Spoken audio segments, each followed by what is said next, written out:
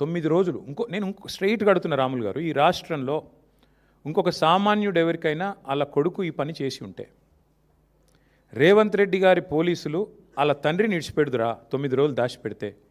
తీసుకుపోయి కోదండం ఎక్కిపోదురు? ఎక్కడున్నాడు చెప్పు నీ కొడుకునని? వాస్తవం కాదా ఇది? మరి సామాన్యుడికి ఒక నీతి రేవంత్ రెడ్డి గారి ప్రభుత్వంలో, కేంద్ర మంత్రి గారికి ఒక నీతి ఎట్లుంటుంది? నీకేం ఆబ్లిగేషన్? ఆయన బీజేపీ అయినా, నువ్వు కాంగ్రెస్ అయినా, పేరుకి ఇద్దరు శత్రువులు. మరి ఎందుకు ఈ రహస్య స్నేహం ఏంది? ఎందుకు కాపాడుతున్నావు నేరస్తులను? నేరస్తులు ఎవరైనా ఓకే కదా, ఒకటే కదా, ఎందుకు కాపాడినారు మరి 9 రోజుల పాటు?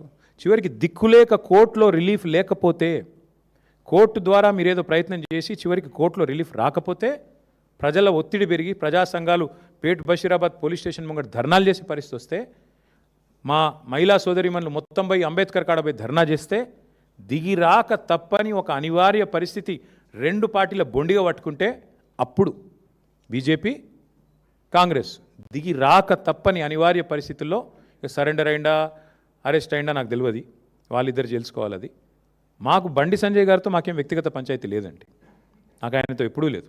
కలిస్తే ఎప్పుడైనా ఎదురుగా మాట్లాడిన తప్ప నేను ఎప్పుడూ అగౌరవంతో వ్యవహారం చేయలేదు. ఆయనే పనికిమాలిన మాటలు మాట్లాడిండు, ఆయననే మా తల్లిదండ్రులను ఉద్దేశించి అగౌరవంగా మాట్లాడిండు. నేను అయినా కూడా మాట తూలలేదు, ఈరోజు కూడా తూలట్లేదు. నేరస్తుడు ఎవరైనా నేరస్తుడు అనేది మా సిద్ధాంతం, అంతకంటే లేదు.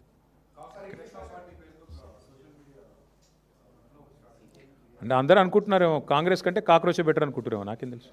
ప్రధాన ప్రతిపక్షం దేశంలో ఫెయిల్ అయింది కాబట్టి కాంగ్రెస్ కంటే కాక్రోచ్ బెటర్ అనుకుంటారు, ఎందుకు మరి కావచ్చు. क्या बोलो, फिर बाद में नहीं पूछेंगे ना आप? अरे अलग अलग कहाँ करोगे यार, बहुत लोग हैं वहाँ पे. ठीक है, థ్యాంక్ యూ. అడచేద్దాం. రైతులు పడుతున్న ఇబ్బందులు వారి దృష్టికి, ప్రభుత్వ దృష్టికి తీసుకొని రావాలని, ధాన్యం కొనుగోళ్లు ఎక్కడా కూడా జరగకుండా అస్తవ్యస్తమైపోయిన పరిస్థితిని వారికి చెప్పాలని చెప్పి చాలా వివరంగా వారికి ఒక బహిరంగ లేఖ మా పార్టీ తరపున నేను రాయడం జరిగింది.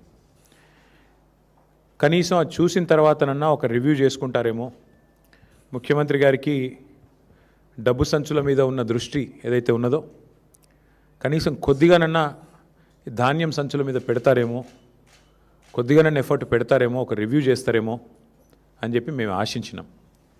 కానీ నిన్న ముఖ్యమంత్రి గారికి ఆయన మాటలు వింటే, నిన్న ప్రెస్ కాన్ఫరెన్స్లో నిజంగా చాలా చాలా ఆశ్చర్యం అనిపించింది, కొంత బాధ కూడా కలిగింది. దానికి తోడు మంత్రి గారు, సివిల్ సప్లైస్ మినిస్టర్ గారు చాలా దుర్మార్గంగా, చాలా కిరాతకంగా ఆయన మాట్లాడిన మాట, ఎవరూ చనిపోలేదు, ఎక్కడా చనిపోలేదు. ఇది నా సొంత కవిత్వం కాదు, పత్రికల్లో వచ్చిన వార్తలే నేను చూపెడతా ఉన్నాను, పేర్లతో సహా చెప్పమంటే గౌరవ మంత్రి గారికి నేను చెప్తాను. నజీరుద్దీన్ అనే రైతు, మంత్రి గారి సొంత జిల్లా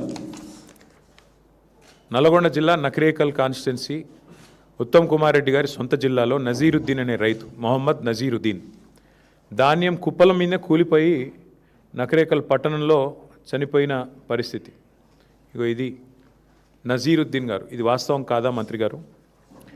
ఇక 1-2 కాదు, అసలు ధర్నాలు, రైతులు స్వచ్ఛందంగా రోడ్డెక్కి చేస్తున్న ఆందోళనలు అయితే లెక్కలేదు.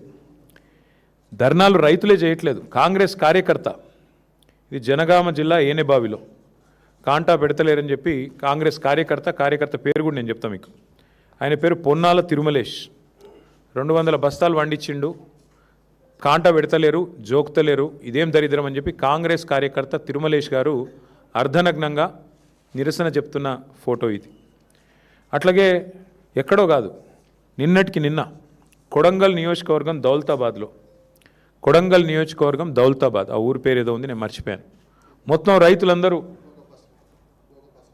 గోక ఫసలాబాద్ అనే గ్రామంలో, మా పార్టీ వాళ్ళు ఎవరు లేరు అక్కడ, మొత్తం రైతులందరూ రోడ్డు ఎక్కి ధాన్యం కొంటలేరని ముఖ్యమంత్రి సొంత నియోజకవర్గమైన కొడంగల్ దౌలతాబాద్ మండలం ఆ గ్రామంలో వారు చేసిన నిరసన ముఖ్యమంత్రి గారికి మరి రిపోర్ట్ ఇస్తున్నారో లేదో, ఆయన బుకాయించదలుచుకున్నాడో ఆయన ఇష్టం. ఇక మా పార్టీ నాయకులు మొత్తం కలిసి మంచిర్యాలలో చేసిన ధర్నా, ఒకటే రోజు 4 రైతులు మంచిర్యాల జిల్లాలో మరణిస్తే మా నాయకులు జీవన్ రెడ్డి గారు, మాజీ మంత్రివర్యులు, మాజీ ఎమ్మెల్యే దివాకర్ రావు గారు మంచిర్యాలలో రైతులతో సహా ధర్నా చేసి 4 ప్రభుత్వం ఆదుకోవాలని చెప్పి ఆ ఈదురుగాలులకు అక్కడే మరి సంఘటన జరిగితే వెంటనే మా నాయకులు స్పందించిన పరిస్థితి. ఒకటిగా అది చెప్తూ పోతే ఎన్ని ఉన్నాయంటే ఇట్లా మీరు చూడండి, ఇదిగోండి ఎక్కడెక్కడ ఏ జిల్లాలో జరిగినాయి కూడా మీకు చూపెడతాను నేను. చూడు, ఇది ఈనాడు పత్రిక. సరే, మళ్ళీ నమస్తే తెలంగాణ చూపెడితే అది మీ పత్రిక అంటాడు, అదో బాధ. ఇది ఈనాడు పత్రిక. ఈనాడు పత్రికలో వచ్చింది, కొనుగోలు కేంద్రంలో ఆగిన రైతు గుండె. ఇది నెక్కొండ మండలం, వరంగల్ జిల్లా. మృతుడి పేరు వెంకటేశ్వర్లు, రైతు గారి పేరు. ఇది వెంకటేశ్వర్లు గారు. ఒకరిద్దరు కాదండి, నాకు ఇంకా చాలా పేపర్లు ఉన్నాయి. ఇక పురుగు మందు తాగి కొల్చారం, మెదక్ జిల్లా, శ్రావణ్ కుమార్ అనే రైతు.